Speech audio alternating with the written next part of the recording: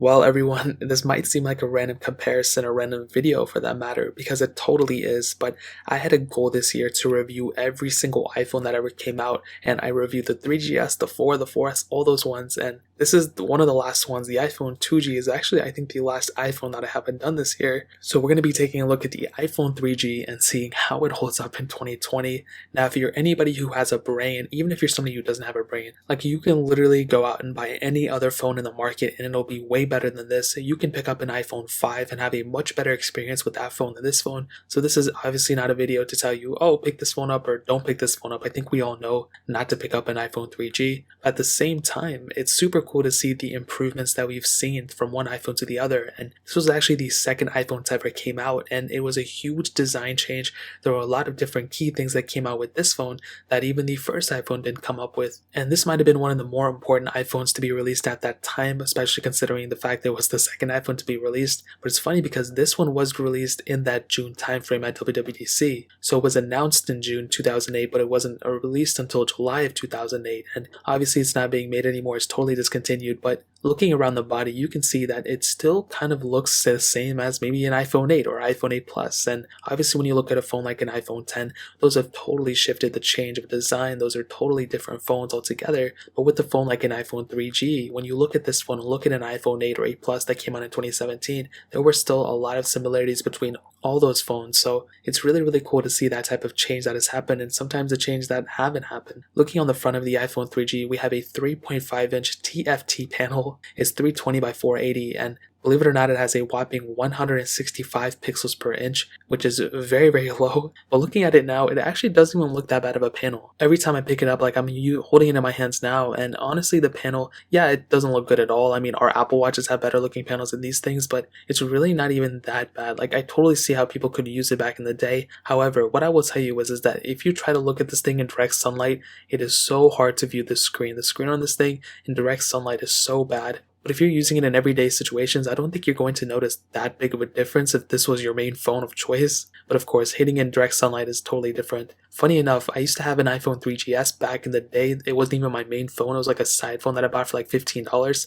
And I had like Plume's tower defense and all that stuff on it. And it didn't actually have a backlight. So the backlight was broken on that device. So I actually had to hold it under a light every single time I wanted to use it. And with a phone like this, it brings me back so many memories. Even though that was a 3GS, it's still kind of funny that I had to go through that dumb process in order to do this. On the front, you can see we have that home button as well. On the bottom, the regular 30-pin connector, which I think this was the main iPhone to start pushing that out like crazy. Obviously, the first one had a lot to do with it, but this one also has that capability. You also have a standard headphone jack on this thing as well, which is really, really cool. And funny enough, holding this thing in the hand, you can definitely see how every single iPhone and really every single phone at the time has taken so much premiumness from this specific phone. This phone came out in 2008 and it still feels very, very nice, and it feels like a very premium phone. There's not like any creaking going on with it, which is really, really surprising. It does have like that ceramic type of back. It's not necessarily glass, but it feels like ceramic plastic, which still feels really, really nice. What's funny is phones like the Galaxy S5 and those phones that came out like in 2012, 2013 era, even 2014,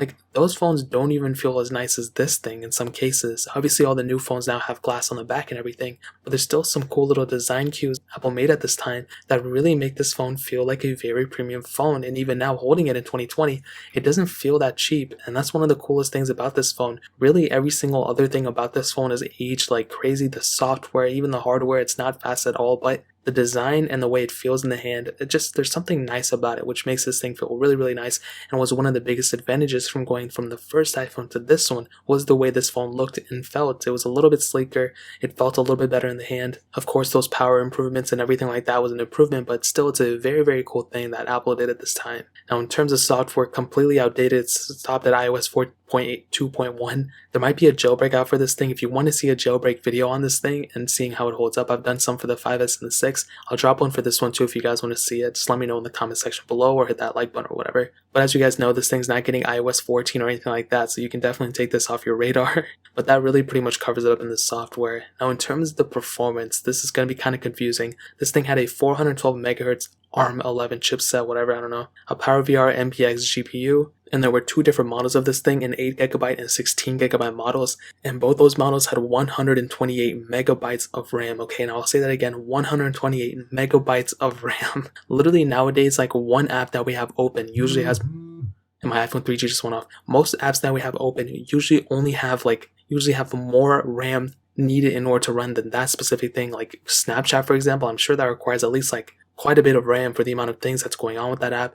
Twitter, Instagram, all these apps take so much RAM in the background, and the fact that a phone like this with the iPhone 3G is just so crazy that it has this capability of only having that amount of RAM, which is extremely funny. But you know what they say, it's not the end of the world or anything. It's not a super crazy thing, but it is what it is. And I think at the end of the day, the performance that it had at the time back in 2008, I'm sure it was good enough for a majority of people. I'm sure a lot of people were using it.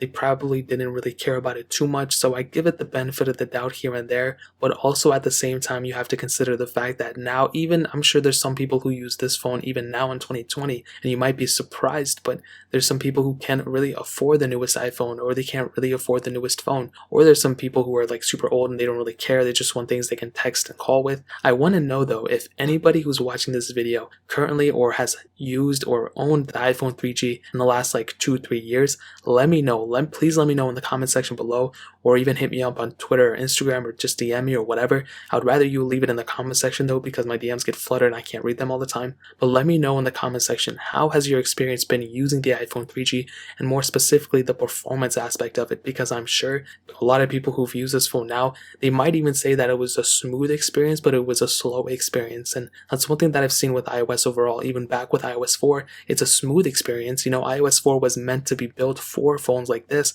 but it was just a slow experience overall. So let me know that experience down in the comment section below. But overall, the performance on this thing was very, very slow, very, very bad. I would not recommend using it anymore. But back in 2008, and even when it ended, I think in 2010 or 2011, I'm sure it definitely held its own for that period of time. So that really pretty much covers it up in the performance standpoint. Now, hitting on the camera, this thing has a single 2-megapixel camera on the back. And let me tell you, it's probably the best camera I've ever seen in my life. Okay, obviously not, but this thing had a camera, which was really, really cool. Obviously no front camera. Back in 2008, a lot of phones didn't even have a back camera, to be honest. You have to remember, this was the same time that like Kanye West dropped 808s and Heartbreak, and there weren't a lot of phones at that time who had the capability of shooting front-facing cameras, so I'm not gonna, give it too much flack there.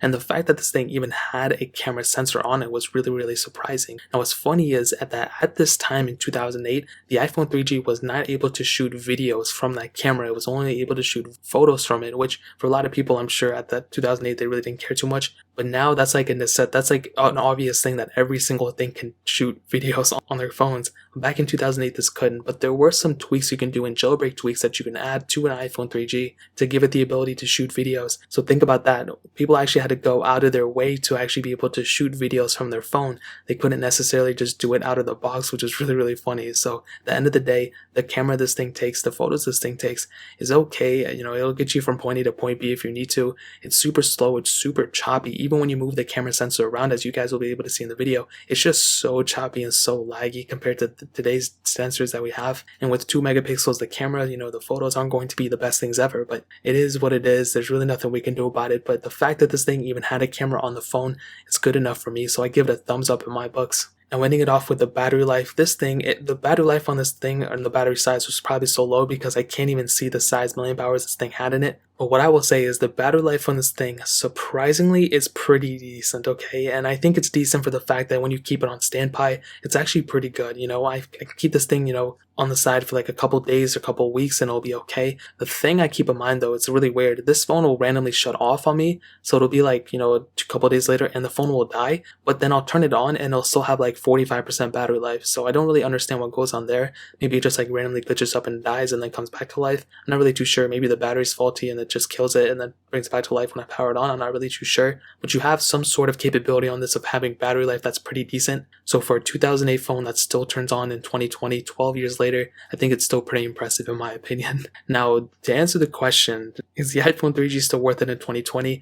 Now, obviously, this is not a still worth it video. This phone is not worth it anymore. However, as a collector's item, it's actually pretty cool to own one of these things and to turn it on and see, how much of improvement we've seen from the first iPhone to the second iPhone to the phones that we have now, decades, a decade later, a decade and, a half about, since the first iPhone came out 13 14 years by the time maybe this video will go, I don't know. It's crazy to see the differences that we've seen from one iPhone to the other, to the other, to the other. Even from 2017 to now, with the iPhone 8 and 8 Plus to the iPhone 11, 11 Pro, we've seen some crazy differences. And even back then, an iPhone 2G and iPhone 3G upgrade, like that was a pretty big upgrade too. So if you want to pick up an iPhone 3G, I'm sure you can go on eBay, but I would not recommend it. I would recommend getting an iPhone 6S or above at the bare minimum, but get an iPhone 10 or 11. Like, just spend your money and get those ones. So that really pretty much covers it. If you guys have any other questions or anything, let me know in the comment section below. Like I said, if you owned an iPhone 3G, let me know your experience down in the comment section. I would love to hear your experience with it, especially if you owned it within the last year or two. Hit that subscribe button if you guys enjoyed the video. That would mean so much. Check out the other links down in the description as well. My Twitter, my Instagram, my second channel. All those links are linked down below. I'd really appreciate if you guys could check it out. More importantly than everything else, I love every single one of you guys. Hopefully I'll catch you guys in the next video. Peace out till then.